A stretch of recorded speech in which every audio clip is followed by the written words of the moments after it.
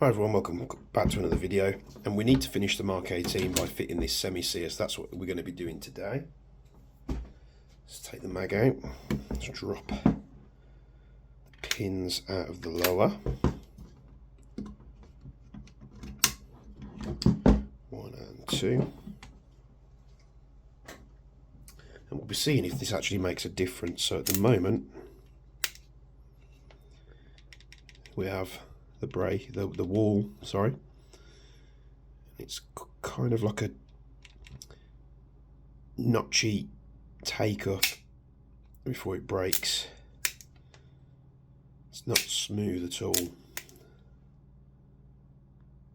so we're going to see if we can fix this today. So we can take the selector out by making sure the trigger box is cocked ready to go, and we can apply pressure to the other side of the selector. And then we rotate it from semi back to safe while pushing down, and you'll see it releases, and then we can extract the selector.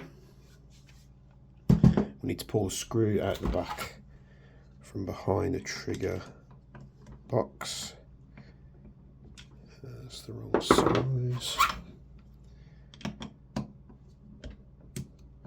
These trigger boxes can be a bit of a pain to get out, so hopefully we have a nice easy one today. Remove that screw. I'm going to pop the pin out as well.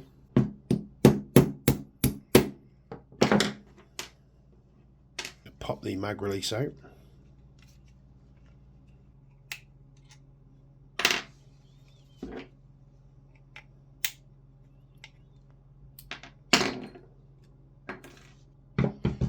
And that should be everything, so we should be able to tap this out now. These are a pain to get out.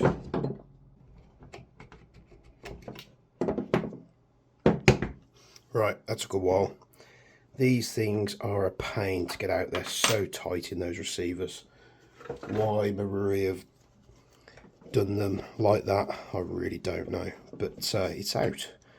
So we need to get the semi-sear out so we can fit the new one. So we need to pull this box apart.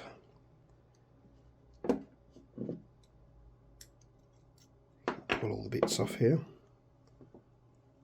And we've got 3 screws to remove, 1, 2 and 3.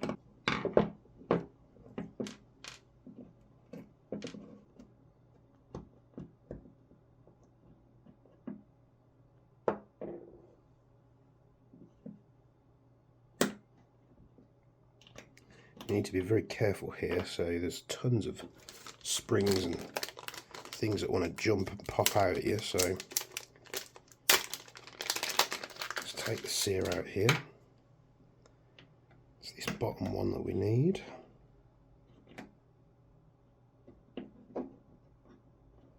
Can we release the hammer?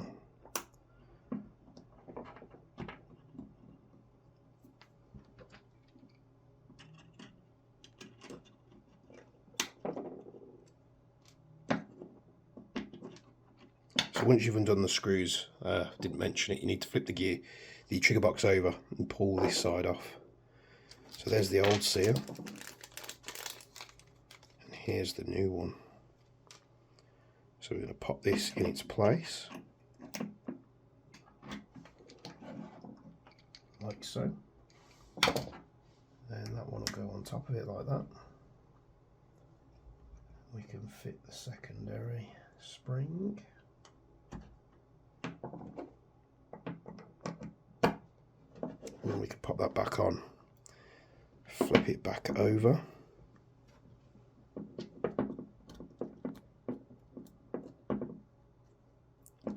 One, 2 and 3.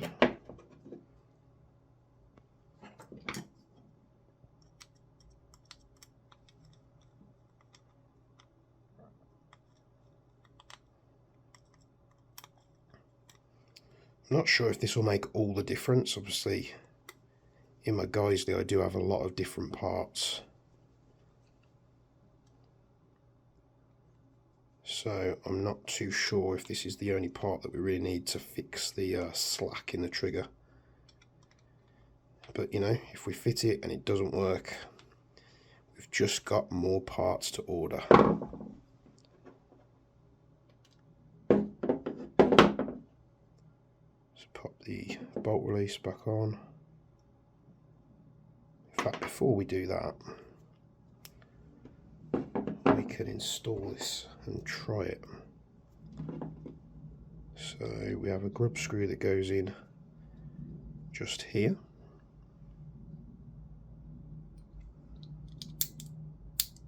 So we can cock the trigger box, and then we can adjust this sear. So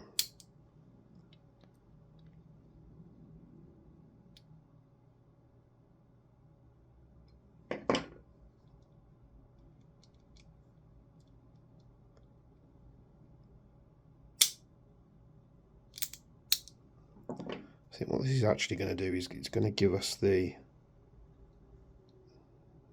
brake more than anything. It's not going to take out that. It's going to take out a little bit of the slack, but so at least we know it's working. So we can pop this back on. We'd probably need the adjustable trigger to take the long pull out of it. If we can get this part back on, Jesus.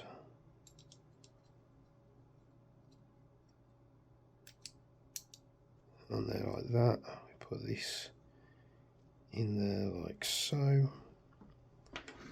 We have to get a Bavtak titanium Z plate as soon as he's got them back in stock. And let's put this thing back together. Like I say, this thing is an absolute pain in the arse to get out. If you're not feeling up to it, I suggest getting someone capable of doing it for you. Let's pop this pin back in.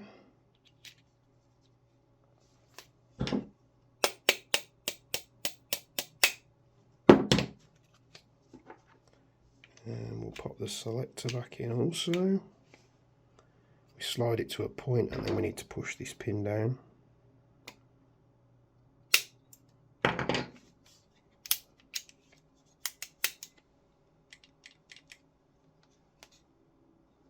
So it does seem to have got rid of a bit of that that weird notchy take up, so it's now, oh, that's loads better. So you do have the take up where we don't have that with the Geisley, because we've got the adjustable trigger in there as well. So this is where you'd adjust the trigger to remove that take up out. But I'd rather have that take up there like that than having that long pull and it not releasing properly. So it is right there.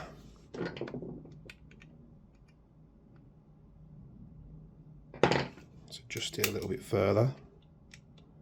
So we've got take up, a very prominent wall there, and then the brake is just so much better. So I would highly recommend that part from Guns Modify. You don't need the full trigger box. I think at a push you just need that sear and the adjustable trigger, and you could get it very much the same. I think the rest of the parts are kind of irrelevant. So maybe the trigger bar on the side, perhaps get that as well, because that'll take up the empty space. So let's put this thing back together. So we've got the mag release to pop back in here. Pop this rear screw back in. So you will need to Loctite that screw if you don't want it moving. So once I'm comfortable where it's at, I'll do a bit of testing with it. I'll take that grub screw out, pop a bit of Loctite on it, and then set it in place. But the rest of the trigger parts are, you know, Marui standard. We just have that adjustable sear, and all it does is it removes that really long, hard, notchy pull. It just completely removes it, so you have a little bit of play in the trigger now, but it's very easy to grab the trigger, find the wall, which is right there, and the trigger pull is absolutely fantastic. So